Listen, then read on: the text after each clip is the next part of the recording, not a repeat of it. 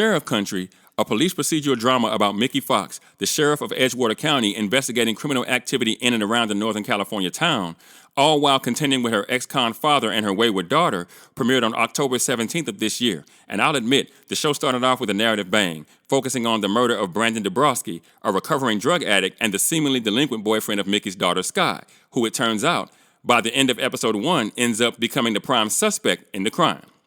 Now, this is network television, so I think we all understood that Sky was probably not the killer, especially given the situation, but the subplot was good for the show, because the longer she stayed a suspect, the longer the show would be able to lean on the most interesting thing about it. Now, Mickey, Edgewater County's interim sheriff, has a pot-growing father that has been in and out of jail all her life, and now has a daughter who is a murder suspect, all as she prepares to run for the sheriff of Edgewater County for real this time, and has to focus on solving crimes in and around her jurisdiction while recusing herself from the biggest crime in the area that just so happens to not only involve a family member, which is a political nightmare for her, but her daughter, essentially compromising her as a law enforcement officer altogether. But in episode 4, Mickey took time out of the office to track down the person who actually killed Brandon, eliminating her daughter as a suspect in the process altogether. And just like that, the most interesting subplot in this young series is all wrapped up, which makes me wonder what the writers will now turn to in order to keep the audience engaged.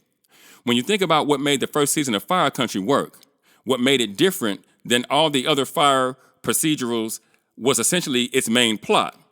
We all watched the show to see if Bodie would eventually make it out of Three Rock and out of prison, back out into the real world.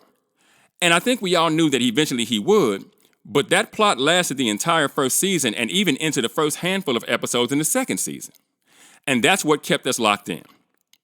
In this case, though Sky's arrest for Brandon's murder isn't the main plot of the show, it was a really strong subplot. And if I'm being honest, the only reason I personally tuned in every week to see how Mickey would continue to deal with the fact that her daughter was a suspect in her boyfriend's murder.